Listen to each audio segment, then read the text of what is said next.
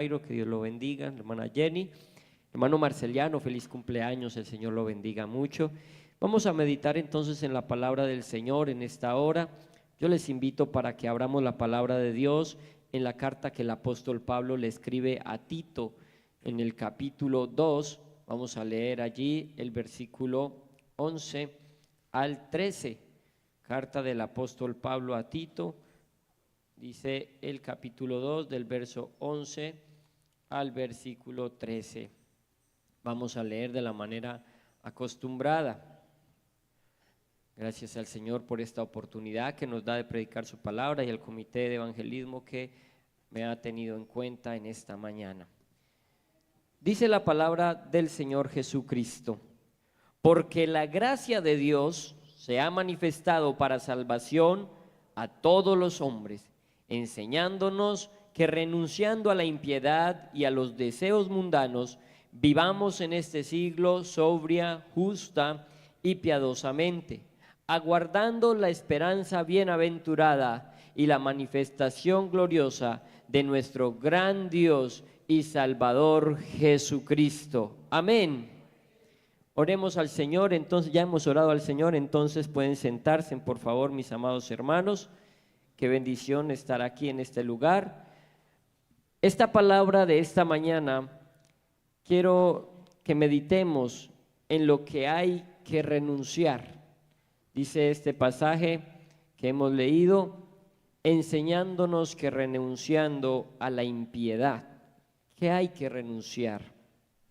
En este mes, el pastor ha querido que trabajemos bajo una serie de enseñanzas de rompiendo yugos bajo la unción. Cómo se rompen esos yugos, esas ataduras de incredulidad, de deseos mundanos, de cosas que hay en aquel que no se ha entregado al Señor. Y dice este pasaje, el apóstol Pablo le escribe esta carta a Tito para que corrija lo deficiente. Empieza diciéndole allí en el versículo 5 del capítulo 1, que es necesario corregir lo que es deficiente en la iglesia, y le habla de establecer ancianos con unas características muy especiales que tienen que tener los que sirven al Señor, los que presiden la iglesia del Señor, del versículo 6 al 9 del capítulo 1. Y en el versículo 10 le dice que es que hay muchos que son contumaces, que no enseñan la verdad, y le pide que los reprenda para que sean sanos en la fe. Y en contraste con esto, le dice en el versículo 1 del capítulo 2, pero tú habla lo que está de acuerdo con la sana doctrina. Y es eso en lo que nos tenemos que centrar. Allí le pide que le enseñe a los ancianos, a las ancianas, a los jóvenes, a las damas, a los siervos. Hace toda la clasificación de las diferentes poblaciones que hay en la iglesia y cómo les debe de enseñar, pero no solamente enseñándoles la doctrina desde el punto de vista teórico, sino que dice el versículo 7 del capítulo 2, presentándote tú como ejemplo de buenas obras. En todo hay que presentarse como ejemplo. Y muestra también del fin de que no es solo enseñar algo teórico, sino de hacer las cosas, de ponerlo en práctica. Y eso va a tener algo bueno en la vida del creyente que en realidad está ejerciendo la palabra de Dios. Por eso en el versículo 10 dice, no defraudando, sino mostrándose fieles en todo. ¿Para qué? Para que en todo adornen la doctrina de Dios, nuestro Salvador.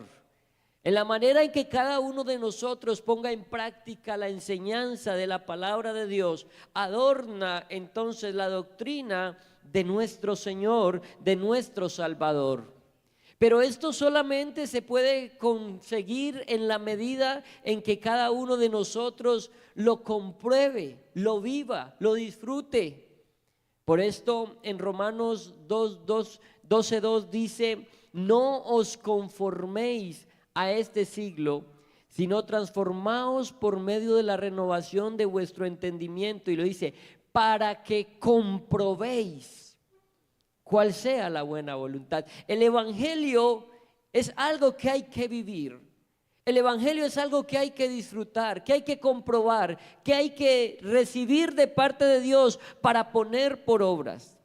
No es por obras para que ninguno se gloríe, pero la fe sin obras es muerta. Y es aquí donde cada uno de nosotros puede poner en práctica esta parte. Y después de dar estas recomendaciones, Pablo a Tito, de mostrarle qué es lo que debe de enseñar y cómo algunos no están enseñando la verdad porque son maestros que están haciendo mal las cosas, enseñando lo que no se debe de enseñar. Le dice el apóstol Pablo, allí pegadito al versículo 10 donde leímos, para que todo adorne en la doctrina de Dios nuestro Salvador. Y el versículo 11 que leíamos dice, porque la gracia de Dios, y ahí está la primera parte. ¿Por qué? ¿Cuál es la justificación para que un creyente viva esa vida práctica de la doctrina que adorna y da honor a Cristo? Porque la gracia de Dios se ha manifestado para salvación a todos los hombres. Es por la gracia de Dios que nosotros debemos de vivir esta vida agradable a Dios y mostrando el ejemplo de lo que Dios ha hecho. Gracia es en su definición la disposición amistosa de la que procede un acto bondadoso. Gracia es ese acto que otro hace sin uno merecerlo. Es un regalo. Y entonces en este texto nos plantea que la gracia de Dios se ha manifestado. ¿Cómo se manifestó entonces la gracia de Dios? La gracia se hizo visible. El contenedor de la gracia irrumpió en el tiempo, entró en el espacio del tiempo para darnos el favor de salvación, para darnos el regalo bondadoso que nosotros no merecíamos. En San Juan 1:14 dice la palabra del Señor. ¿Cómo es que entró esa gracia? Dice, y aquel verbo fue hecho carne y habitó entre nosotros. Allí se manifestó la gracia de Dios. Y vimos su gloria, gloria como del unigénito del Padre. Y vea lo que dice, lleno de gracia y de verdad. Allí es donde la gracia de Dios se manifestó en Cristo. Tomó una forma de hombre, aleluya. Y dice el versículo 15, Juan dio testimonio de él y clamó diciendo, este es de quien yo decía, el que viene después de mí es antes de mí, porque era primero que yo. Porque de su plenitud tomamos todos y gracia sobre gracia. La gracia de Dios se ha manifestado en Cristo Jesús, en nuestro Salvador. Primera de Timoteo 3:16 dice, indiscutiblemente grande es el misterio de la piedad. Dios fue manifestado en carne. Allí está la gracia manifestada. El Señor Jesús viene a expresar el mensaje de amor más grande. Siendo en forma de Dios, se despojó a sí mismo, hecho semejante a los hombres. La gracia entonces se manifiesta en la persona, la vida, la muerte y sobre todo la resurrección de nuestro gran Dios y Salvador Jesucristo. Qué bueno esa gracia como esa disposición amistosa de un acto de bondad. Pero más allá de esto, no solo es que Él nos da algo hermoso, sino que nos da lo contrario a lo que merecíamos. Esa es la gracia que se ha manifestado, porque Dios vino a hacer lo que nosotros no podíamos hacer. Los judíos no podían cumplir la ley, pero el Señor Jesucristo vino a cumplir la perfecta ley. Esa es la gracia de Dios.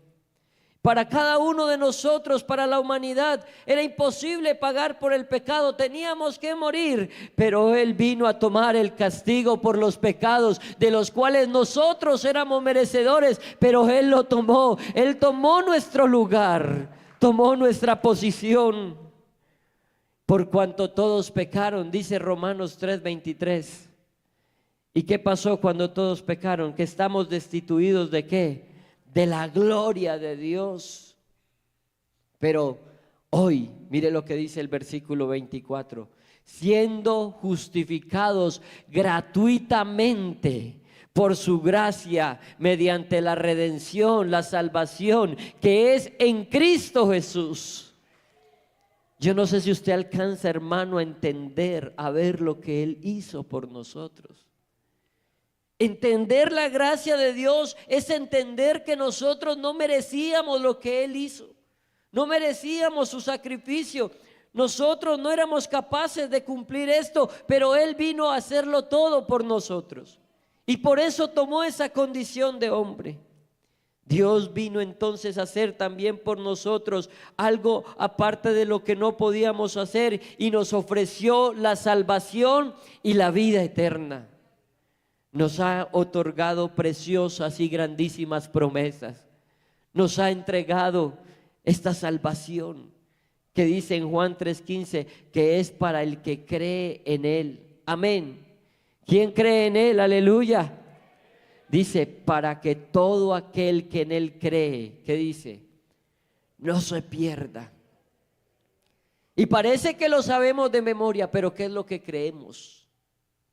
Si creemos que Cristo Jesús vino al mundo a salvar a los pecadores, a entregar algo que no merecíamos, ¿por qué no recibimos lo que Él está entregando?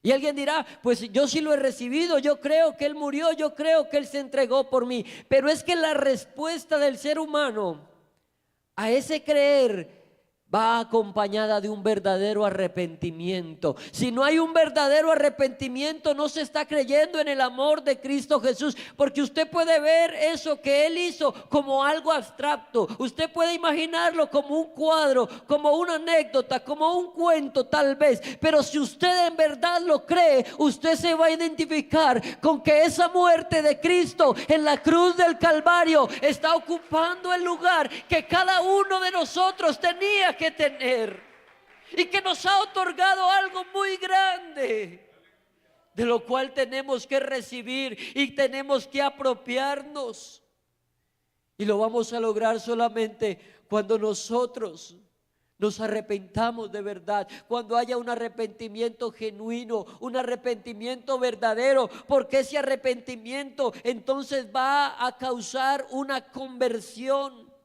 Le va a otorgar al hombre la seguridad de recibir el perdón y la salvación. Y cuando usted tiene esto tan grande, usted lo va a cuidar, usted lo va a cultivar, usted va a poseerlo cada día, se va a apropiar de eso, porque sabe lo que ha recibido, porque sabe el costo que tuvo lo que usted está recibiendo. Pero aquel que dice que en Él cree y no hay un cambio de vida, no hay una conversión, es porque no ha entendido. Es porque todavía no sabe lo que Dios hizo en la cruz. Por eso, hermanos, porque la gracia de Dios se ha manifestado para salvación a todos los hombres, es que nosotros debemos de vivir diferente. Es que nosotros debemos de tener un cambio de conducta. Y quiero decirle, amigo, en esta mañana que se ha manifestado para salvación a todos los hombres. Para usted también es esta gracia de Dios, porque Él la manifestó para salvarnos a todos. Dios dice que en Él no hay acepción de personas. Él tiene el control de todas las cosas. Pero sabe que hay algo muy hermoso en esta gracia. Y es que esta gracia entonces nos enseña que renunciando a la impiedad y a los deseos mundanos, vivamos en este siglo sobria, justa y piadosamente. Y es a lo que quería llegar, hermano. Hay que renunciar. Hay que renunciar. En este texto en particular, usted puede verlo de manera negativa o de manera positiva. En manera negativa, digamos, a lo que hay que renunciar, a la impiedad y a los deseos mundanos. Parece, no, eso no es negativo, hay que renunciar a eso. Pero se trata de lo que hay que dejar, de lo que hay que quitar. Y a veces es difícil. Y si lo vamos a ver desde nuestra propia fuerza, va a ser casi imposible. Pero nos enseña la gracia entonces que debemos renunciar a la impiedad, que es aquella falta de reverencia y amor a Dios. Hay que renunciar a ella. Que hay que renunciar a los deseos mundanos, esos deseos que una persona regenerada ya no va a tener o no va a alimentar más bien. Qué bueno que cada uno de nosotros entienda cuáles son esos deseos mundanos, que entienda cuál es la impiedad que nos aleja de Cristo y que hay que renunciar a esto. Es ese proceso, la renuncia de dejar atrás ese pasado pecaminoso. Pero nos dice, y vivamos en este siglo sobria, justa y piadosamente. Y esta sería la manera positiva, como usted lo puede enfrentar. Más bien me enfoco en cómo debo vivir. Debo vivir de una manera sobria, de una manera justa, de una manera piadosa. La sobriedad habla del dominio propio.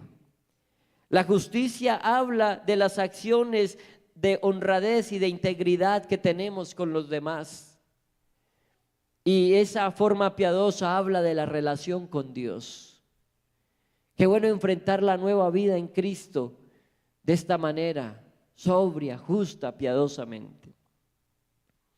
Pero por donde lo veamos, con nuestro autocontrol, autodeterminación, todavía va a ser difícil. Y sería por obras, y no es por obras. Porque por gracia sois salvos, Efesios 2:8, por medio de la fe, no por obras para que ninguno se gloríe. Entonces, ¿cómo sería esto? Cuando dice la primera palabra allí en este texto, enseñándonos, nos tiene que llevar a pensar cómo nos ha capacitado Dios. ¿Qué nos ha dado Dios para enseñarnos a renunciar a la impiedad, a renunciar a los deseos mundanos, a vivir en esta vida de una manera diferente, en integridad con nosotros mismos, en integridad con los demás y con Dios? Y la forma en que nos enseña el Señor es como Él lo había prometido y lo dijo en San Juan capítulo 14, en el versículo 26 dice: mas el Consolador, el Espíritu Santo, a quien el Padre enviará en mi nombre, ¿qué dice? Él os enseñará todas las cosas y os recordará todo lo que yo os he dicho. Porque la gracia de Dios se ha manifestado. Y se manifestó en Cristo Jesús para salvarnos y redimirnos. Y se manifiesta hoy en el poder del Espíritu Santo para regenerarnos. Por eso necesitamos sentir el poder del Espíritu Santo.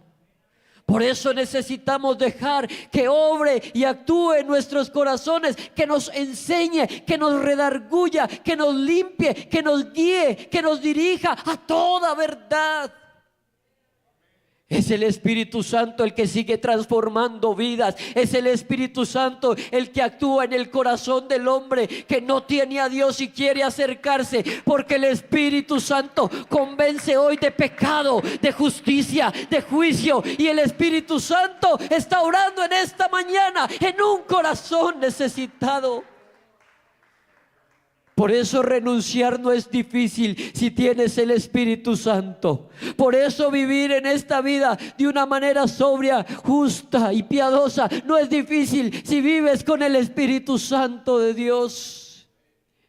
El Señor Jesucristo dijo: el que quiera venir en pos de mí, niéguese a sí mismo. Tome su cruz, sígame. En otro de los evangelios dice: tome su cruz cada día. para poder renunciar a la impiedad, para poder renunciar a los deseos mundanos. Él nos capacita, Él nos da lo que conviene. Es el Espíritu Santo de Dios, como también lo dijo el apóstol Pablo en la primera carta a los Corintios, capítulo 2, versículo 13. Lo cual también hablamos, no con palabras enseñadas por sabiduría humana, sino con las que enseña el Espíritu, acomodando lo espiritual a lo espiritual. El Espíritu nos enseña. Pero entonces necesitamos avivar el Espíritu Santo de Dios. Necesitamos estar llenos del Espíritu Santo de Dios. Eso es lo que nos va a convencer, hermanos. Eso es lo que nos va a transformar, lo que va a producir la conversión y la regeneración en nuestras vidas. A través de esta palabra poderosa seguimos teniendo el entendimiento de que hay uno que hace todas las cosas. Y es al que le tenemos que permitir entrar a nuestra vida. Y cuando eso pasa en el corazón del hombre, hay esperanza. Amigo, no sé qué esperanza tienes tú que estás en esta mañana. ¿Qué esperanza tienes de la vida, de lo porvenir? Pero cuando nosotros entendemos que el Espíritu nos enseña todas estas cosas, dice el versículo 13 de Tito 2, que entonces aguardamos la esperanza bienaventurada. Y mire lo hermoso. Y la manifestación gloriosa de nuestro gran Dios y Salvador Jesucristo. Hoy la manifestación de nuestro Señor en ese cuerpo de carne que tuvo, se manifestó para redimirnos, para darnos salvación. En la manifestación que Él está teniendo hoy a través del poder de su Espíritu Santo, está santificando la iglesia porque la limpia. Y en esa manifestación gloriosa nos va a compartir su gloria. Y le vamos a ver cara a cara tal como Él es. Y vamos a estar con el Señor para siempre. Esa es la esperanza que tenemos. Esa es la esperanza que Él nos da. Nosotros aguardamos ese momento y por eso cada día vivimos esperando ese momento. Ese debe de ser la razón de ser del cristiano. Y qué bueno que cada uno de nosotros lo vea de esta manera. Hermanos, la gracia de Dios se ha manifestado y usted tal vez lo recibió. ¿Quiénes han recibido al Señor Jesucristo en su corazón? ¿Quiénes creen en Él para la salvación? Gloria al nombre de Jesús. Por eso hoy lo invito, hermano, amigo, para que renuncie a la impiedad, a los deseos mundanos. Y la forma en que vamos a renunciar a la impiedad y a los deseos mundanos es que recibamos el Espíritu Santo de Dios en nuestras vidas, que nos enseña cómo vivir sobria, justa y piadosamente. Por esto el Señor les dijo a los discípulos en el libro de los Hechos, en el capítulo 1, en el versículo 8, les va diciendo el Señor, les viene diciendo el Señor que no se vayan de Jerusalén, que no se vayan. ¿Por qué? Porque necesitan algo para poder vivir. Y lo que los discípulos necesitaban para poder vivir, hoy lo necesita la iglesia. Amén. Hoy lo necesita la iglesia y dice, pero recibiréis poder cuando haya venido sobre vosotros el Espíritu Santo y me seréis testigos en Jerusalén, toda Judea, en Samaria y hasta lo último de la tierra. Y qué bueno ser testigo. Tal vez hay misioneros en muchas naciones. Tal vez hay muchos que están predicando lejos de su país, pero usted y yo podemos ser testigos hoy cerca, a nuestra familia, a nuestros vecinos, a los que nos rodean. Pero necesitamos una cosa, necesitamos llenura del Espíritu Santo, necesitamos el poder de Dios, ese que nos enseña, y entonces vamos a dar testimonio con nuestra vida, y entonces vamos a empezar a hablar de Dios con lo que somos. Y entonces vamos a ser participantes de esa naturaleza divina de Dios a través de una regeneración, de una verdadera conversión. Hoy está el que convence de pecado. Hermanos, si usted se ha sentido convencido de pecado es por el Espíritu Santo. Y yo quiero decirle algo en esta mañana. Si el Espíritu Santo ya ha obrado en nuestras vidas para convencernos de pecado, quiere decir que Él está en ti. Quiere decir que Él está aquí. Pero hoy quiere avanzar en tu vida. Hoy quiere enseñarte cómo debes renunciar a tantas cosas. Hoy quiere enseñarte cómo debes vivir en este siglo sobria, justa y piadosamente. Yo te invito para que te pongas en pie en esta mañana, porque hoy el Espíritu Santo de Dios hoy está obrando en nuestras vidas. Y yo no sé si hay alguien que le quiera decir: Señor, transfórmame, Señor, regenérame, Señor, yo necesito santidad en mi vida, yo necesito ser limpio de tantas cosas de este mundo. Señor, yo no me quiero conformar a este siglo, yo quiero transformarme por medio de la renovación de tu espíritu, del entendimiento, y comprobar. ¿Quién quiere comprobar? ¿Quién quiere comprobar la presencia de Dios en su vida? ¿Quién quiere comprobar cuál es la voluntad de Dios en su vida? Eso solo lo vas a conseguir, hermano, hermana, amigo, cuando sientas el poder del Espíritu. Porque cuando se renueva uno en el Espíritu Santo, las cosas viejas pasaron. Todas son hechas nuevas.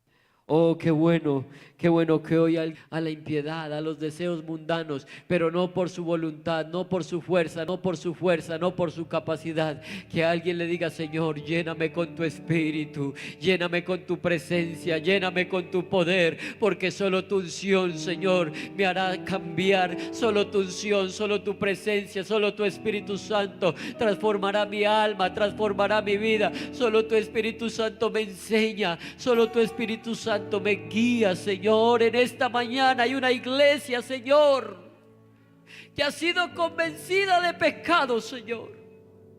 Pero en esta hora, Señor, confiamos en que tú nos estás renovando con el poder de tu Espíritu, que tú nos estás transformando, Señor. Y aquí hay unos corazones dispuestos, Señor, que quieren ver tu gloria, que quieren sentir tu presencia. Porque después de que los judíos, los apóstoles, los hermanos que estaban en Jerusalén se quedaron y esperaron el momento cuando fueron llenos del Espíritu Santo, entonces la gloria de Dios descendió para la iglesia. Entonces la iglesia empezó a ver maravillas, prodigios, empezó a ver las señales que seguirán a los que creen. Y aquí hay unos que creen, y si usted y yo hemos dicho que creemos, entonces las señales han de seguirnos, y hemos de ver maravillas, hemos de ver sanidades, hemos de ver milagros, porque estamos en un tiempo donde la gloria postrera de esta casa